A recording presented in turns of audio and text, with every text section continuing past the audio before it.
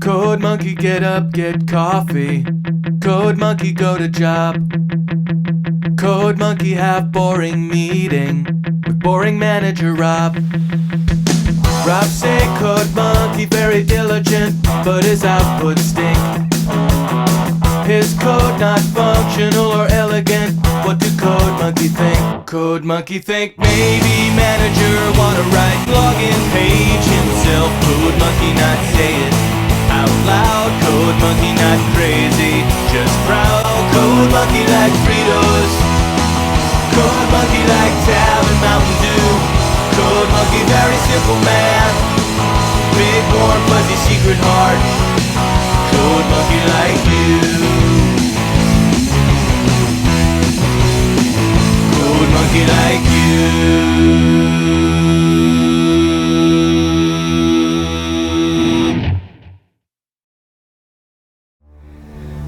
Welcome, Dino Dudes, to Tales from the Raptor Den. That sounded a lot better in my head now that I say it out loud. Then again, that could be the slogan for this channel. Regardless, hey Dino Dudes, what's up? It's me, the Media Raptor, and welcome to the first episode of Tales from the Raptor's Den. Or the Media Raptor Reviews. If you're wondering what I'm talking about, it's October. That means I need to get spoopy. So, start up! Okay, now that's out of the way, let's talk about horror movies. Yeah, either you love horror movies or you hate horror movies, and if you hate them, you might want to skip the next few weeks, because it's all I'm going to be talking about. And I haven't seen Joker yet, so don't ask. But let's kick things off with a crossover movie of all things from 2003 with arguably two of the most iconic slasher villains of all time, Freddy vs. Jason. Now, I was too young to remember when this movie came out. I wasn't old enough to remember 2003 and stuff like that. So, from what I have read, though, from the brief research I did, this was kind of a big deal. Not just because Freddy and Jason were two of the most iconic film horror icons in history, but bringing them together in a movie was just an interesting concept. Crossovers have always been fascinating to me. I love crossovers, because even the dumbest crossovers can be fun. One of my all-time favorite comic storylines is, I kid you not, Archie vs. Predator. I don't like Archie comics at all, but Archie vs. Predator and the sequel, I love. I know that sounds weird, I'll make a video on it someday. So, not only that, but there's actually a very interesting history to Freddy vs. Jason. As many of you know, originally Paramount owned Friday the 13th, but after, I believe it was Jason Takes Manhattan, they sold the rights over to New Line Cinema.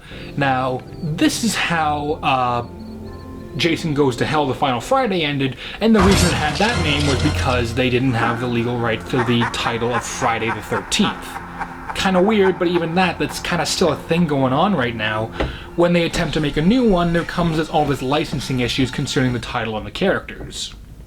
Regardless, what you just saw was the ending to Friday the 13th Part 9, essentially, wherein Freddy Krueger's hand grabs Jason's mask. Now that was kind of a sign that, hey, we're going to do something with this. And they did. 20 years later.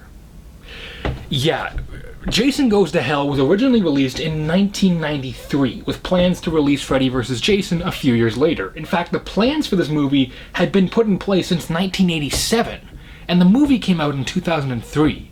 Why? A whole lot of reasons. It's hard to find an exact reason for why this movie was stuck in development hell for so long, but some accounts it was script issues, some accounts it was directing issues, some accounts it was budgetary issues, some accounts it was New Line not knowing if this movie would do well enough in theaters. It really was kind of a mixed bag, and there is no clear answer as to what caused the delay. But the movie's out. It's been out for about 17 years. Is it good? I think it is. It's not like a 4-star must-watch movie, but every Halloween, it is really entertaining. That's not to say it doesn't have flaws. A lot of these flaws, though, I'm kind of willing to let slide because, well, it's a horror movie. If you know what I'm talking about the characters, for those of you who don't know. these are characters, especially in a mid-2000s horror movie, who really have no personality, who you could literally just reach into a box, grab a handful of characters, toss them on screen, let's go. So you'll have essentially the hookerish one, the good girl, the black chick, the jock, the nerd, the stoner, like it's all the old horror conventions. And I think that was done intentionally this time because of the whole, like, you know, kind of a throwback to the 80s slasher tropes that gave birth to these two iconic franchises. And I think that's fine, because you're not here for that, you're here for Freddy vs. Jason. Now, sadly, this is my biggest gripe with the movie, is we don't get a whole lot of Freddy and Jason actually fighting. But we do get in this movie a lot of really interesting ideas.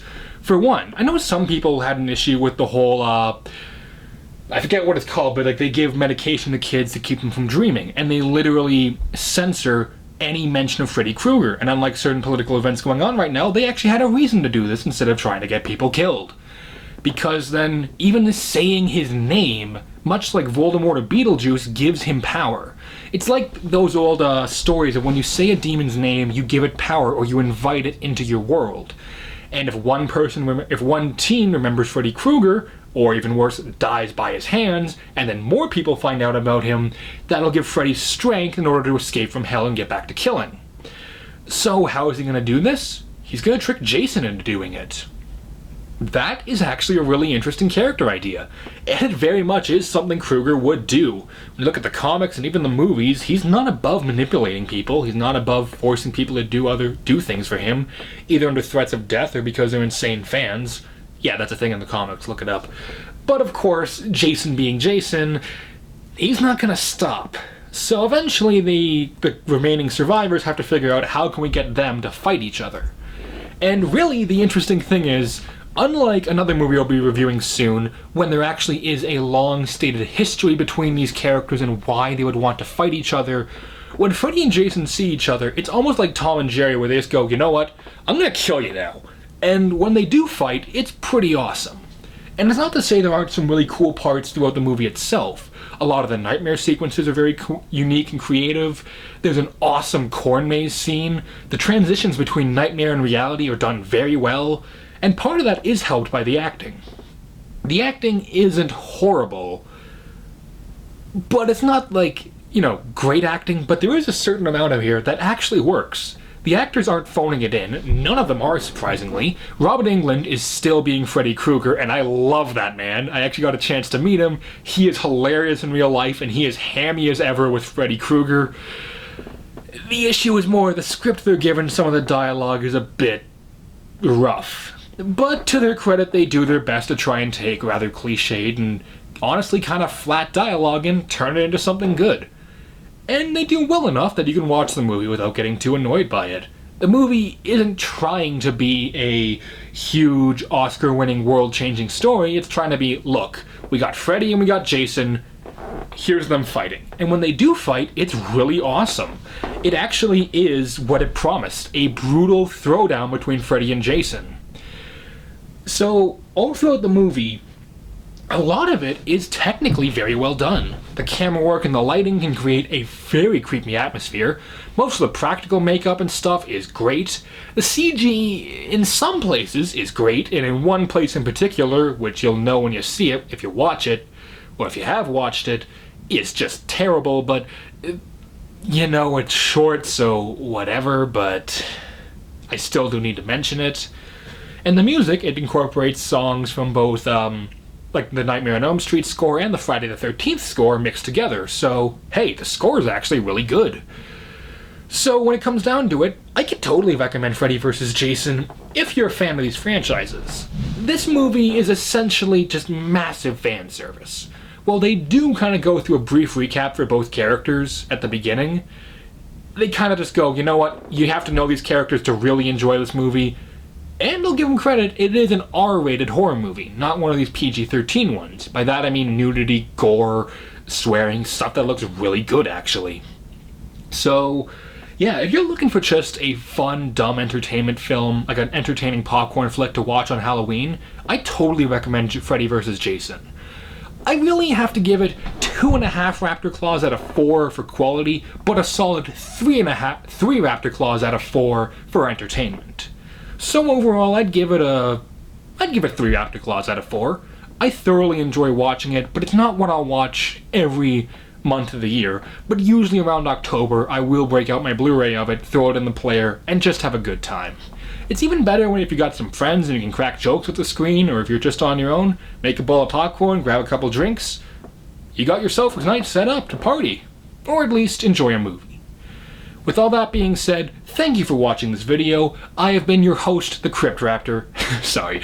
And until next time, Dino Dudes, keep cool, and we'll see you guys around. Later. Also, sorry for the weird kind of camera setup. I'm trying something, so next few reviews might be weird.